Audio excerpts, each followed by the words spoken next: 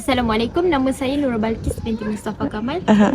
Video kami akan mengisahkan tentang seorang pelajar yang telah terpengaruh dengan rakannya untuk mengambil dadah.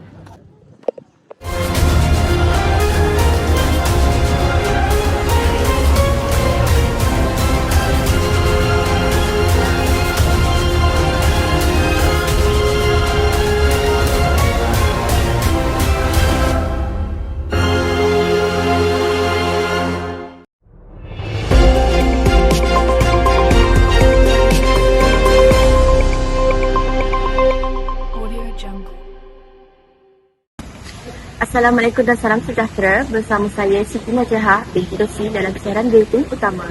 Seorang pelajar UiTM Sri Iskandar telah terlibat dalam sindiket dadah. Suspek yang dipercayai bernama Ifat telah disahkan positif dadah jenis sabu. Ketua Polis Kuala Lumpur Datuk Jalal Alal bin Abdul Majid berkata, ujian saringan air kencing menunjukkan suspek positif dadah jenis sabu. Serbuan awal didapati sebanyak 3 individu terlibat dalam sindiket tersebut. Seterusnya, liputan lanjut saya serahkan kepada Cik Afifah untuk liputan seterusnya. Terima kasih di Pentas Cik Siti Najah bersama saya Nur Afifah Batrisha di tempat kejadian yang melibatkan beberapa orang pelajar universiti yang terlibat dengan pengambilan dadah, iaitu berpunca daripada pengaruh rakan sebaya mereka sendiri. Okey, mereka juga tertangkap di rumah kosong yang berdekatan dengan universiti mereka sendiri. Mereka juga terdiri daripada lingkungan umur awal 20-an. Okey, di sini bersama saya kita boleh lihat suspek sendiri dan juga polis. Polis, boleh saya Silakan.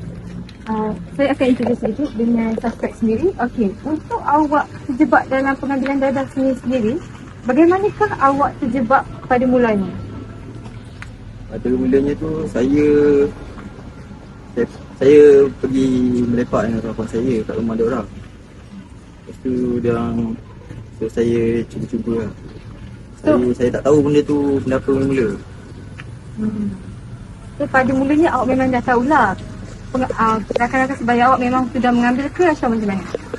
Saya tahu. Tapi saya sendiri pun ada perasaan nak tahu dan nak cuba benda tu lah.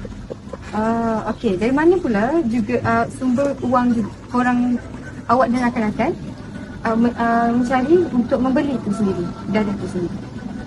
Pada mulanya saya gunakan duit PTPTN saya. Tapi lepas duit tu tak cukup, dah habis saya guna. Jadi saya dan kawan-kawan saya mula meragut, merompak semua, mencuri daripada kawan-kawan yang lain. So, adakah perkara ini berlaku disebabkan oleh pengaruh rakan sebaya? Ataupun awak sendiri ada ataupun awak sendiri curious dengan perasaan untuk mengambil dadah itu sendiri? Bagi saya, dua-dua mempengaruhi. Saya sebagai remaja, perasaan ingin tahu tu kuat. Jadi dan rakan-rakan saya pun mempengaruhi saya lah untuk cuba-cuba semua benda. Okey, terima kasih.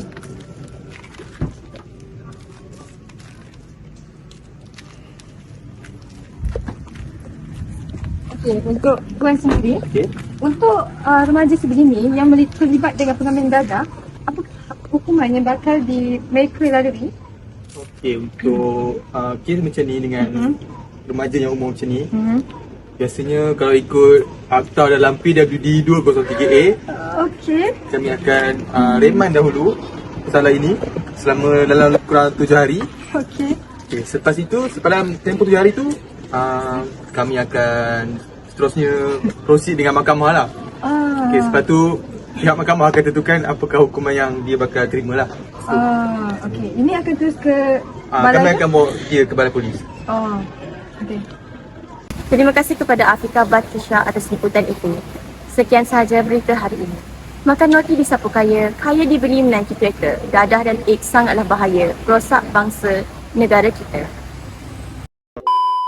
Okay, bagi pendapat tuan sendiri, apa yang boleh dimaksudkan dengan pengaruh rakan sebaya? Okey, bagi saya pengaruh rakan sebaya ni dia ada terbahagi kepada dua jenis. Satu pengaruh terhadap benda-benda yang baik. Satu lagi benda-benda yang ke arah keburukan.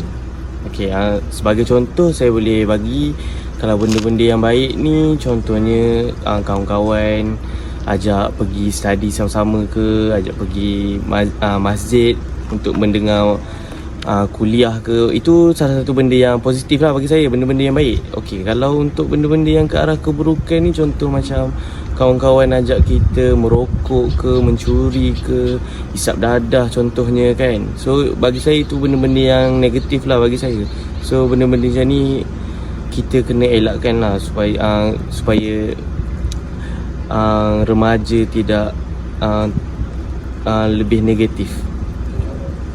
Soalan seterusnya, bagaimana kita ingin menguruskan atau bagi tuan cara kita perlu untuk mengingatkan kepada semua golongan remaja pada masa ini tentang pengaruh rakan sebaya ini sendiri ya? Okey, bagi saya individu yang paling penting bagi menjaga anak-anak supaya tidak terjerumus dengan perkara-perkara yang negatif ni adalah ibu bapa itu sendiri. Sebab ibu bapa ni adalah sosok yang penting bagi membentuk anak-anak supaya lebih berjaya dan tidak terjerumus dengan perkara-perkara negatif.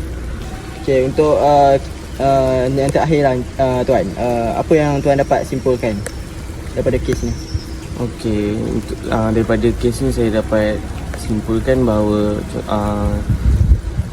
remaja ni mungkin dia mendapat tekanan dalam berkawan. Sebagai contoh, apabila kawan-kawan ajak buat benda yang negatif, kalau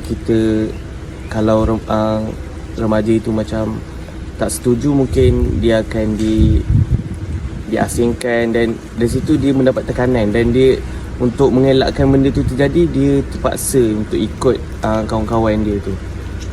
Jadi macam saya cakap tadi, bagi saya semua individu perlu menasihati antara satu sama lain